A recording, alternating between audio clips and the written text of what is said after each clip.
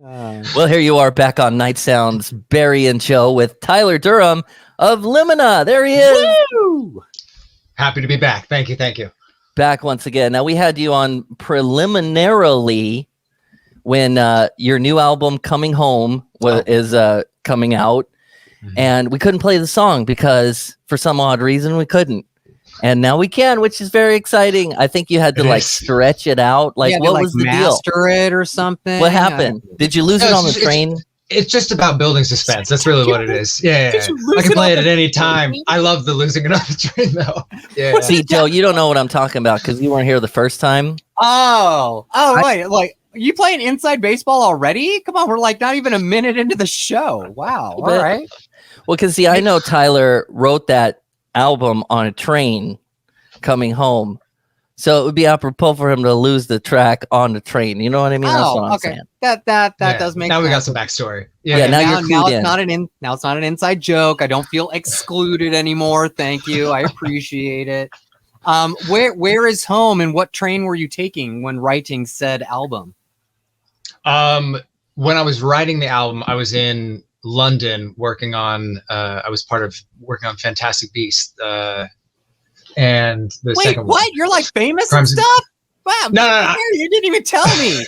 First, I think he comes on, and I think it's Chris Evans, and now you're telling me he worked on Fantastic Beasts and he knows Harry Potter.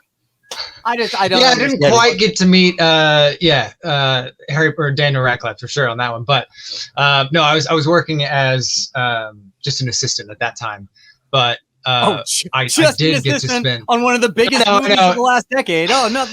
Yeah. But I had the great fortune of working at Abbey Road for the 4 months I was there, which was a dream because everyone in that studio is the nicest people you'll ever meet.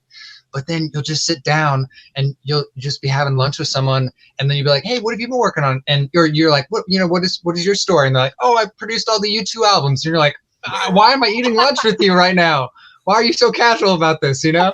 So wait, were they actually nice, or was it just their strict Britishness that forced them to be polite to you? I don't know.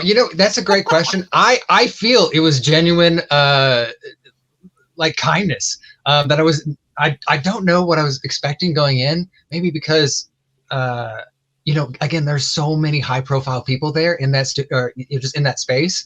I think I just expect everyone to write me off, but everyone's just like, "No, come in, have a burrito, let's talk." And it was great.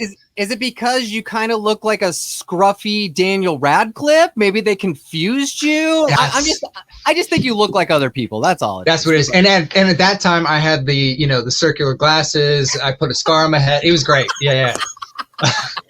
See, I think I know the equivalent to what you went through, Tyler. Mm-hmm. Having ham sandwiches with producers from the biggest record. It's like us Californians, it's like running into Jay Leno on like a intersection with somebody in your car that's like not from here.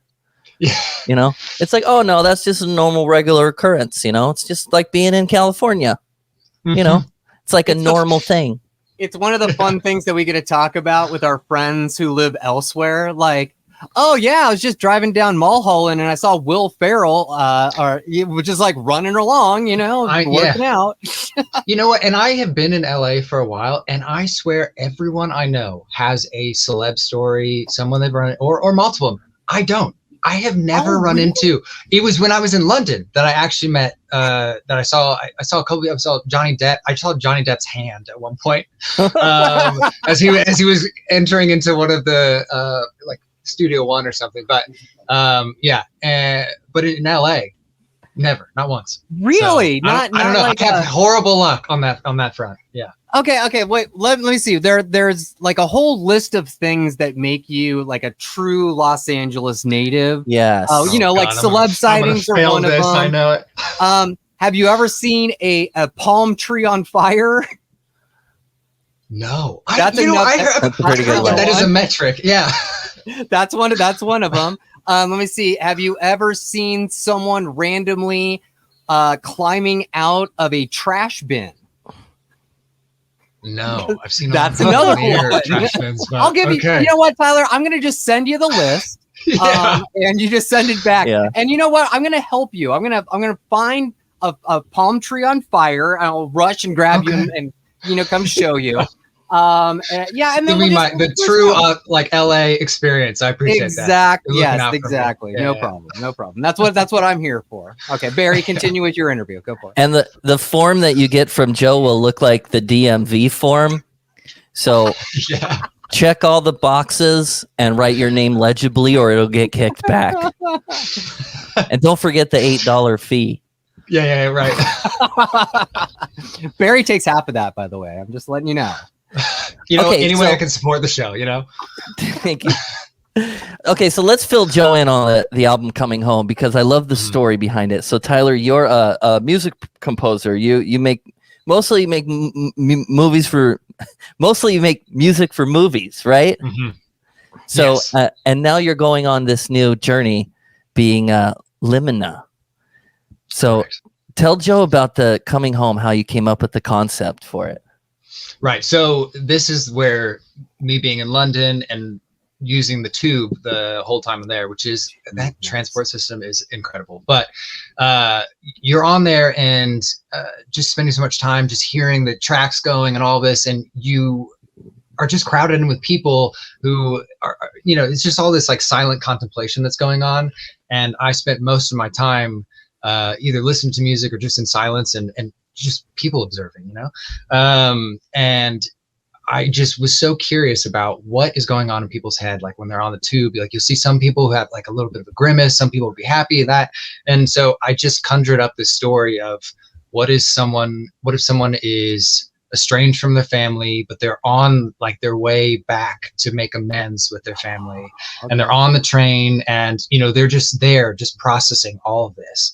And, it's like you'll see it silently through a clenched fist or, just, whatever, how they express it. And so I wanted to create a story like while they're riding on the train, what are they experiencing? All that anger, that anxiety, that fear of going back. And then, in the course of the album, it starts in that expressing, or we're talking about anxiety, we're talking about fear.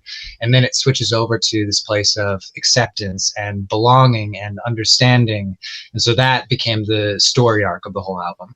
Oh, it's like the biblical story of like the prodigal son, right? Like Exactly. coming home. Yeah. Yeah. Okay. Gotcha. Yes. That's really cool. I like that. Yeah. Yeah. I love the album cover too. It looks like a bunch of trains. Oh, it's a train track. What do they call? Was that those? the intention to do that like that? That was. Yeah. I just wanted to make it like switching all line. these. Yeah, exactly. It's just all these switching, diverging paths, and the fear and the anxiety that comes around that, and ultimately the confidence to just make your choice. So I love it. Wow, Was it hard? What a cool concept. Was it hard finding Thank the you. single? Because like this is an album that it takes you all the way through it, track by track. So like, was it hard going, okay, which one should I give all the it was people so for? hard. It's so hard. Because I feel like this album comments on a lot of different emotions and just like sonic presentation, it is hard to say, all right, this is a track that I want to showcase as, representative of the album. So yeah, it was difficult, but Sanctum that's the one I just released. And that felt so much to me like my love of kind of form experimentation, of texture, of writing these very just beautiful lines and playing with that fragile space. It felt like it very much so embodied what I was trying to do with this album. So I thought that was a good way to start. Well, where are you with this song? Where are you dropping listeners into the story? Is it the beginning of the story? Is it like the middle, halfway? Like where is this song in the storyline? Great question. And that it really actually is more in the latter half of the album. And it's the moment where we get to turn inwards and actually start going, how do I find this sort of peace in ourselves? Like we're confronting all these emotions, confronting, whatever you are in your life. And like, what's that space in which you just get to say, I'm going to find some solace. I'm going to find a sanctum, a sanctuary, like internally. So, yeah, that's where we are in the album. So it is in the latter part of when we get more into the acceptance side. So all the songs before that, everybody just think of it as the prequel of Anthem, and then all the songs after it are the sequel. Yeah, but this is the main event. Yeah, right.